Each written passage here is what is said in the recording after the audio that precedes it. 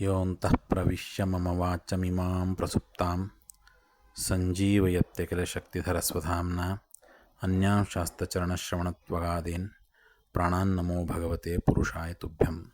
ಹರಿ ಓಂ. ಹಯಗ್ರೀವ ಹಯಗ್ರೀವ ಹಯಗ್ರೀವ. ನ ಗರ್ಹಯಂತಿ ಹ್ಯರ್ಥೇಷು ಯವಿಷ್ಠಾಂಗ್ರ್ಯಭಿವಾದನಂ ಛಂದೋಭ್ಯೋ ಅನ್ಯತ್ರ ನ ಬ್ರಹ್ಮನ್ವಯೋ ಜ್ಯೈಷ್ಠಸ್ಯ ಕಾರಣಂ.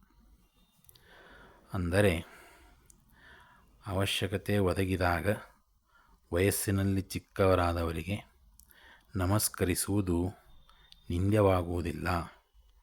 ಹಿರಿತನಕ್ಕೆ ವೇದಗಳ ಜ್ಞಾನವೇ ಹೊರತು ವಯಸ್ಸು ಕಾರಣವಲ್ಲ ಎಂಬುದು ಇದರ ಅರ್ಥ. ಸಾಮಾನ್ಯವಾಗಿ ನಾವು ನೋಡುವಂಥದ್ದು, ವಯಸ್ಸಿನಿಂದ ಯಾರು ಹಿರಿಯರಿರ್ತಾರೋ ಅವರಿಗೆ ಅನುಭವ ಹೆಚ್ಚಾಗಿರುವುದರಿಂದ ಎಲ್ಲರೂ ಕಿರಿಯರು ಅವರ ವಯಸ್ಸಿಗೆ ಮಾನ್ಯತೆಯನ್ನು ನೀಡಿ ನಮಸ್ಕರಿಸಬೇಕು ಎನ್ನುವುದು ನಿಯಮ. ಅದು ಸತ್ಯವು.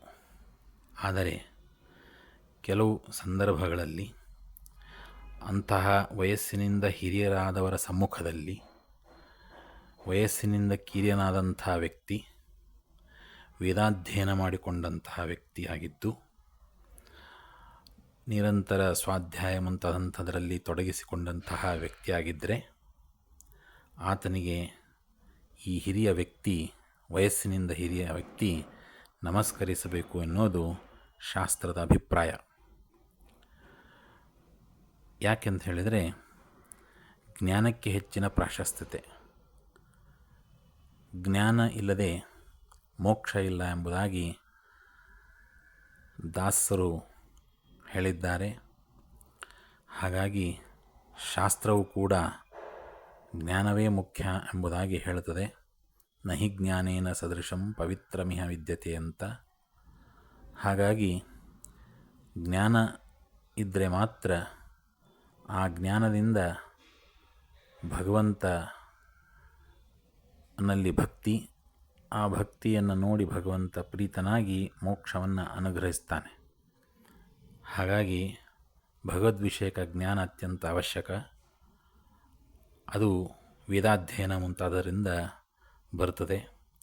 ಹಾಗಾಗಿ ವಯಸ್ಸಿನಿಂದ ಚಿಕ್ಕವನಾಗಿದ್ದರೂ ಕೂಡ ಆ ವೇದಾಧ್ಯಯನ ಮಾಡಿಕೊಂಡಂತಹ ವ್ಯಕ್ತಿಗೆ ವಯಸ್ಸಿನಿಂದ ಹಿರಿಯರಾದಂಥ ವ್ಯಕ್ತಿಯು ಕೂಡ ನಮಸ್ಕರಿಸಬೇಕು ಎಂಬುದಾಗಿ ಶಾಸ್ತ್ರ ತಿಳಿಸ್ತದೆ. ಈ ಮಾತನ್ನು ಬಲ್ಲವನಾದಂತಹ ಸಂಸ್ಕೃತದ ಪ್ರಸಿದ್ಧ ಕವಿಯಾದಂತಹ ಕಾಳಿದಾಸನು ಕೂಡ ಒಂದು ಕಡೆ ಹೇಳ್ತಾನೆ, ನ ಧರ್ಮವೃದ್ಧೇಷು ವಯಃ ಸಮೀಕ್ಷತೆ ಎಂಬುದಾಗಿ ಹೇಳ್ತಾನೆ. ಹಾಗಾಗಿ ಆತನು ಕೂಡ ಆತನ ಒಂದು ಮಾತಿನಂತೆ ಈ